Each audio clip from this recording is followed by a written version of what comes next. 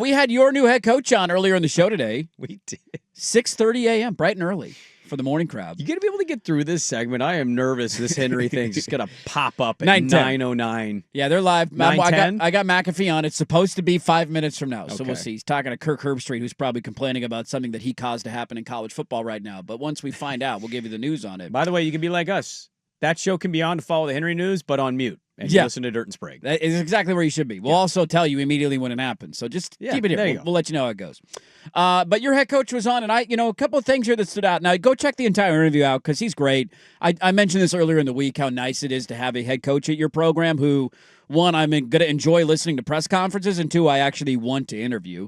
Not that you didn't ever want to, it's like nice to say you have a name on your show, and then you would interview Trent Bray, and it'd be like, Gary was probably the last one. Last one, yeah. But, Go Beavers, how about that? Yeah, talk about Blanton's. It didn't end well, I get it, But yeah, that's where it sucked was he started losing, and it's like, okay. And it's not fun joking with you every week. So Jamarcus Shephard was on the show earlier this morning, and he talked about his vision and what he wants the program to look like. I've just been able to spread my vision amongst a lot of young people over the course of my coaching career, just because I'm not afraid to tell my story. And so when they start to hear my story, they really truly are able to connect with it. Not only them, but their parents, their high school coaches, and people that influence them, their mentors. And so I just always had that ability to connect with people in that way. And so I'm letting them know this will be a program that's rooted in accountability, discipline, and, I just want them to really care for one another, and that's when I talk about family, families forget about me, I love you. And I tell them how much I'm going to love them as players, because most players don't care what you know until they know that you care. And so I care about my players. And that's why, even former first-round draft pick Jihad Campbell here at Alabama, he played linebacker, but he's FaceTiming me, and he's like, Coach, I feel like I got the job hearing that you got the job, Jack Westover played tight end for us at Washington. He's calling Coach Shep, I just got the job because you got an opportunity. So I just have always had a lot of care for all of the players on the football roster, and that's what I will do with the young men that we're going to bring into Corvallis. Look, it's refreshing to hear because I think a lot of the sport now for some is transactional. Who's going to pay me? Where am I going to go? I don't really care about relationships, and he's a guy who clearly at multiple stops now. He mentioned a Washington player. He mentioned an Alabama player. He's been at both schools here in the last handful of years with Kalen DeBoer. There is a love for him, and any little bit of effort that you get from your players because they genuinely care about the head coach and want to play hard for him, and you're not just there because you're collecting a check, can help you on Saturdays, and I thought that was really cool to hear. Yeah, I mean, it's still very transactional, but having relationships is important. Let's see what Chris Henry Jr. does. If he goes to Oregon, that's going to be a relationship thing because it's not Oregon paid the most. Like LSU's paying, Texas is paying, Ohio State's paying, USC's paying. Oregon only gets guys because they pay. That's the only reason they get guys. I think it has nothing to do with relationships. Right. I think we've seen the last 2 years that is 100% accurate. So as long as he can get in there, and man, talk about having a small window. He gets in there and the recruiting deadline's just a couple days away. He instantly flips a 4-star receiver, and then he gets another big body receiver. Then he gets an edge rusher that the Crimson Tide may or may not have been willing to offer last second if certain things don't fall into place. And I'll tell you this, I don't know what they're going to end up doing at quarterback. It's a very fair question. I think there might be some smoke to that backup quarterback at Alabama. Austin Mack. They have a relationship clearly with Folsom High School. They are connected with Mac. I think they're going to be very delicate in not wanting to piss off Kalen DeBoer and poach guys in an illegal way that a lot of programs do. But I think there's going to be some, hey man, if you do, let us know. Give us a look. Come play right away. And I just, it's something to watch. And for me, seeing what he did on the recruiting trail within just a couple days, paired with, I just don't think he's going to allow himself at Oregon State to be limited to who he can go talk to. He flipped an Ole Miss guy. So, even if that kid wouldn't have been the top target for Ole Miss, it's still Oregon State stole an Ole Miss kid. I think there was the other kid is an Arizona State, Utah kid. The edge rusher was getting sniffs by Alabama. So, a lot to wait and see on stuff. But if he can sell a solid vision and keep really good relationships, There's no reason that dude can't get in there and become the premier juggernaut recruiter of his conference. Yeah, Austin Mack would be a great pull. And I think the biggest question you have to ask yourself, does Ty Simpson come back for another year? Because if he does, that's a big domino to fall where you're waiting. If you're Austin Mack, you're waiting another year to play. And maybe he's cool with that. Ty Simpson waited 4 years at Alabama to get his opportunity. So maybe he wants to be one of those guys. But I do think you get a year of development. There's familiarity with the staff. All of a sudden, there's another year in your way of not being able to play. And so all of a sudden, that comes into play if Ty Simpson comes back for another year. Still no Chris Henry on McAfee. We'll let you know as soon as the interview starts there. I think, Dirt, this is why I stopped watching them. And it wasn't just a record it's a tease thing. of a time. Well, you'd mentioned, I can't remember what game it was, but it was one of the last ones. And you're like, hey, Tia played okay. Tristan Tia. Oh, yeah, for Oregon State. And sorry, I mean no disrespect to the kid. Maybe he hangs around. I just couldn't have cared less. It's like none of these players could be on the roster. Some of them could, but like almost none of the performance mattered. And will to them evaluating it, but until we see what the roster is, I just had a hard time caring about watching that team. Tend to agree with you, man. There's no tanking in college football. It's not like you got the number one pick out of it, so you're glued to it, right? There's no benefit of losing games.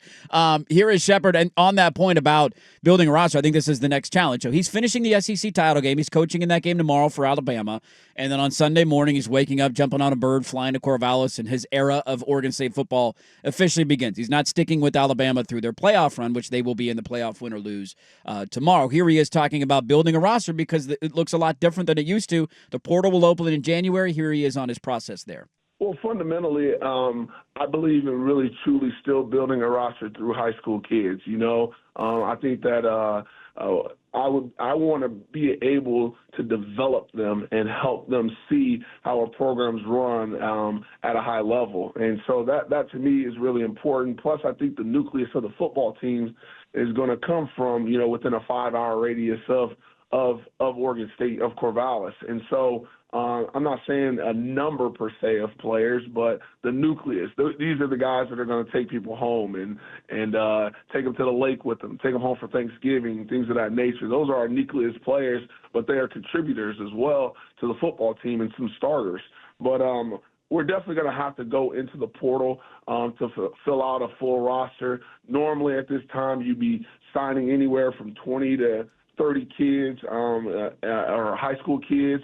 But we're going to have to go into the portal and bring some young men in order to make sure that we have a roster that's prepared and ready to compete. Now, I want to be clear, that does not exclude the current guys on the roster, okay? So we're still going through the process of evaluating each and every one of them, and there are certainly players there that just haven't had their opportunity. They're going to have a better chance to develop in our program, and then we'll continue to, investigate what's the best avenue for meshing all of it together. But I think we got a really good plan. I think I got a really good team helping me get that all together. And like I said, I can't wait to get there Sunday to really start pushing the envelope and continuing forward. So a couple of angles there. One, I found it interesting to talk about the nucleus of players wanting to be from a radius around Corvallis. And that's one of the criticisms I know guys like Nimick, who follow recruiting closer than I do, had of the previous staff, of they didn't handle in-state recruiting. And it's not like we live in a state where there's nothing but blue chippers, right? But there's decent players. And you guys have followed high school football closer in the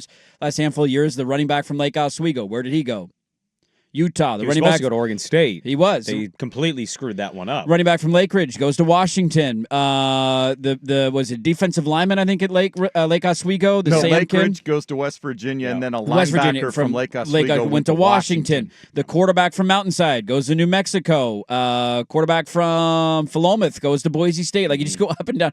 The kid from Lake Oswego, quarterback, goes to Washington State, right? Yeah. And then the top player in the state was Tony Cumberland, which is a little misleading because Oregon moved him to Willamette to go to high school here. But still, he went to Oregon. So you look at the top 10 players in the state. Yeah. None of them went to Oregon State. Now, that's not the fault of the staff. They just took over last week. Yeah. But I thought that was an interesting look at the strategy of, we want to make sure that those are our nucleus of players that understand what it means to be a part of the program, who grew up around the program, and let's build a fence around some of these guys that are those kind of chip on their shoulder 3-star recruits. We can go grab them over a Boise or a New Mexico or a Washington State and start from there and then build through the portal. Well, I also think there's an element of this too, like connecting with the local high schools, to your point of trying to put, obviously like a 4-star kid with UW calling, who by the way had their best recruiting class ever.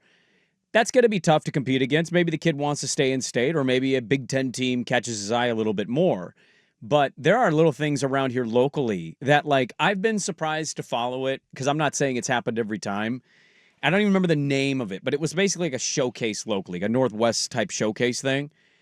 And it's just like a standard camp with all the best talent, and then like all of these people are supposed to show up and speak.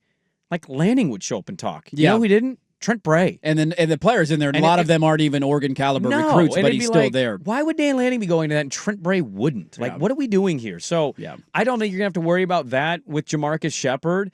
And I think what we're going to see next year is, there's going to be some returning players from this year's team.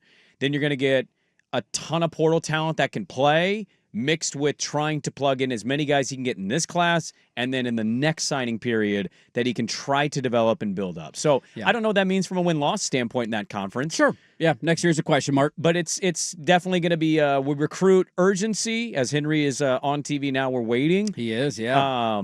But it's also going to be a mix of, you got to be a little patient here of like, let's not overreact to the first year if he's trying to develop a bunch of freshmen. No, you're going to have to tear down that roster a little bit. I think we can all acknowledge that and build it back up. It'll just be a question of the numbers game I find interesting because they're only bringing in 10 kids right now in high school recruiting. In this class. And as he mentioned, that usually that's a 25-ish number, right? So there's a difference of 15 there. So in a normal year where maybe you want to do a little roster purging, like a lot of guys you see under the portal at some places this time of year are just guys who are told like, you're not going to have a spot next year. Well, like it's just a bit of a shoe-in. Now, did they get rid of the February signing? No, that signing day still exists, but I don't know how many. There's very few kids that are like the vast majority of high school recruits sign in this window as opposed to the February window because then you can enroll early. What happened? I have no idea. Oh, he went to Ohio State? Are they ahead of us? Oh. Yeah, I don't know. Oh, committing to Ohio State University. Oh, okay, there you go. Sticking with Ohio State. All right, there you go. Chris Henry, sticking with Ohio State. Thank God we got Jalen Lott, man. I don't know why Danny Meringue is celebrating because he's going to be a Duck in a year. Yeah, I mean, I probably not transfer out of Ohio State, but also, you never know, dude. Oregon's got the number 2 recruiting class in the country. We're 11-1 and going to the college football playoff, so have fun in the LA Bowl. We're doing all right. We'll be okay. Well, it's just like you and him were competing for this kid. Oh, it would have been a big deal to get him, dude. Yeah, it would have been a huge deal. Yeah.